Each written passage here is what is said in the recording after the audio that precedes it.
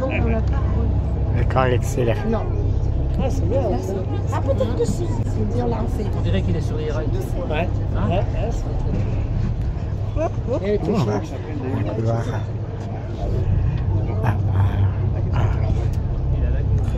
Ouais. Tu nous dis hein, si tu veux venir un peu là. bien, oui, bien, oui. Elle est bonne. Je pourrais poser.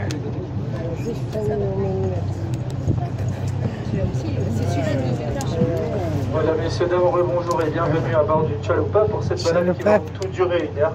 Donc elle va tout d'abord nous amener autour du Fort Boyard, lequel nous prendrons tranquillement le temps de faire le tour.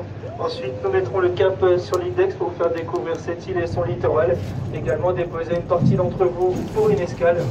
Puis nous reviendrons ici dans le chenal de la Péroutine que nous quittons actuellement. Alors ce chenal, il sépare 2 communes. Sur la droite, c'est la commune de Saint-Pierre-d'Oléron. Sur la gauche, la commune de Saint-Georges-d'Oléron, dont Boyardville fait partie.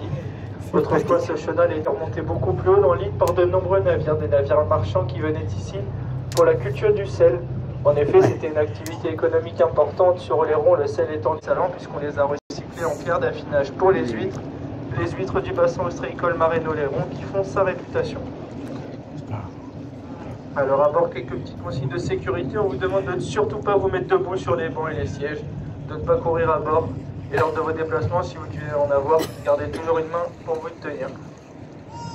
On va apercevoir le Fort Boyard sur l'avant gauche. Une fois passé la digue en pierre, on se retrouve là-bas d'ici quelques minutes.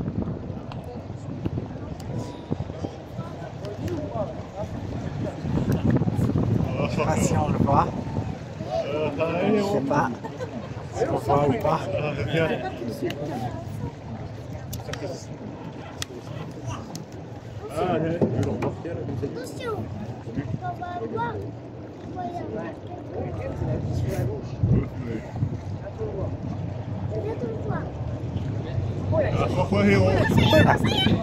Accélère.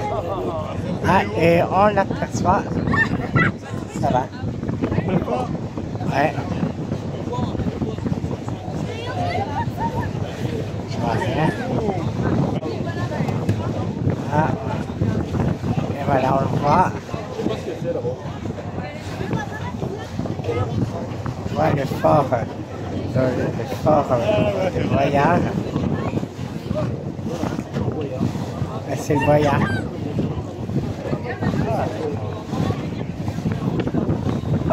Bon, bah, l'occasion d'une petite balade en bateau, hein. On va vivre ça ensemble. On va. Le but, c'est de s'approcher du Boyard. Ça dure 1 heure la balade. On va pas filmer pendant 1 heure. Je pense qu'on va faire des coupures, des séquences. Voilà. Voilà. Ça va? Ouais. Voilà.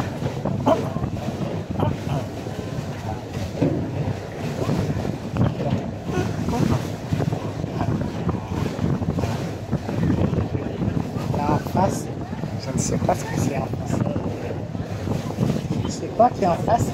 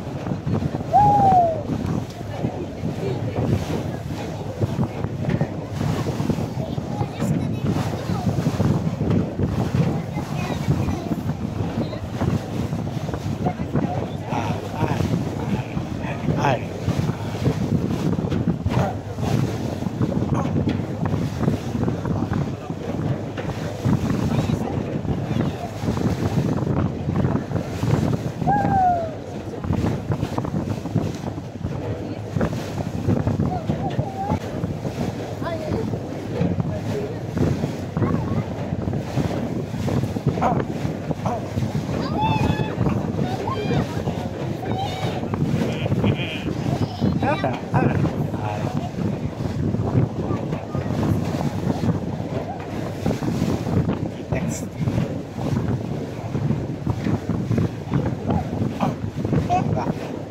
va quelques vagues faites par les bateaux, par les traînées du bateau. Voilà, voilà, voilà. On n'a même pas senti. Voilà.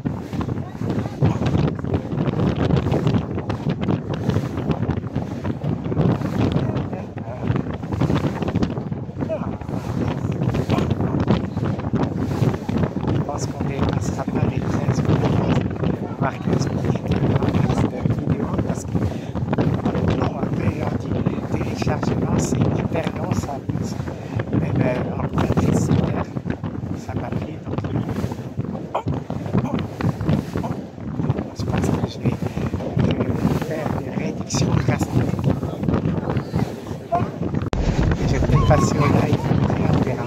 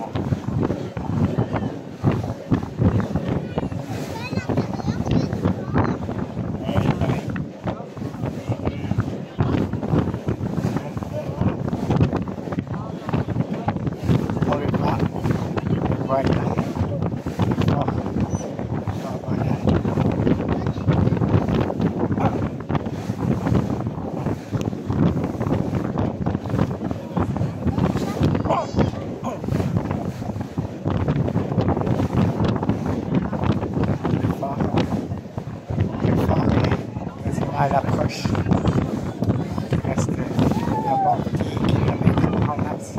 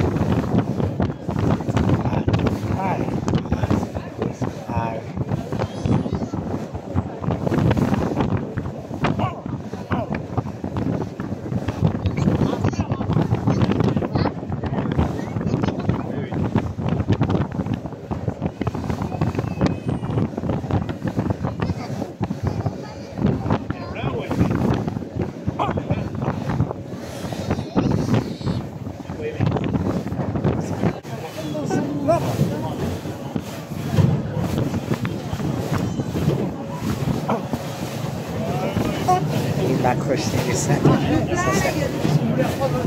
Non, c'est bon. C'est bon, j'ai retourné là. Merci. Merci. Alors, c'est aussi faut savoir voilà. Je pense que c'est pas si grave.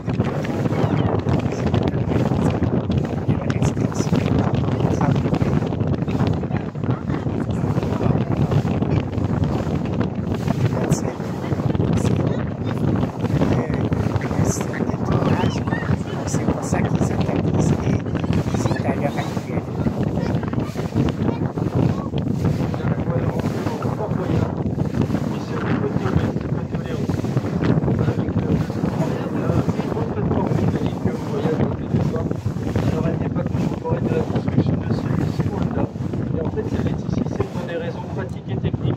Pour les émissions. Donc elle est totalement indispensable à la réalisation de celle-ci. Puisque tout le matériel, sans exception, ainsi que la plupart des personnes y transitent. Sauf à la peau jaune que vous voyez juste là-dessus. Pour les tournages qui ont lieu chaque année de la mi-mai jusqu'à la fin juin, c'est environ 150 personnes qui s'affairent sur le phare chaque jour. Parmi ces gens, on compte bien sûr les candidats, les techniciens, les équipes de tournage, les personnes présentes pour la logistique, un sommier, vétérinaire, cuisinier, et le soir tout le monde débarque à l'exception d'un gardien qui reste sur le fort pour surveiller le matériel et les animaux. Ah, tu as des tirs? Et il se peut qu'ils nous demandent d'éviter tel ou tel secteur à la navigation, car ils ne veulent pas vous voir dans les images. C'est même que la grande plateforme, parce que vous n'appellerez jamais. Et surtout les ateliers pour la réalisation des cellules de jeu qui sont toutes construites sur le fort. Deuxième et troisième étage, ce sont donc les cellules de jeu. Donc maintenant, c'est plus qu'un lieu de tournage. 36 ans que ça a été racheté par la télé. Voilà. Ensuite, sur cet îlot artificiel, comme vous pouvez le voir, ils sont venus y bâtir le fort en deux parties distinctes. La partie basse et foncée, c'est du granit gris qui vient des îles Choisey pour sa résistance à l'érosion. Et la partie haute plus claire est en pierre calcaire des carrières de Crasane en Charente-Maritime. Carrières qui sont également mondialement connues pour avoir fourni les blocs de pierre qui constituent le socle de la Statue de la Liberté à New York.